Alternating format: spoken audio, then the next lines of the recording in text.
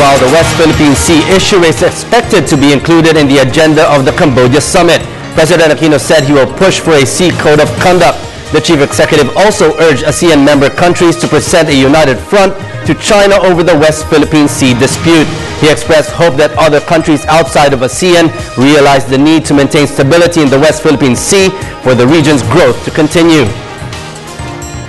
Gusto natin magkaroon sana ng mas matibay na consensus, mapagmadali yung tinatawag na Code of Conduct to implement the Declaration of Conduct on the South China Sea. Ngayon, yun ang isa sa mga pangunahin natin pakinga.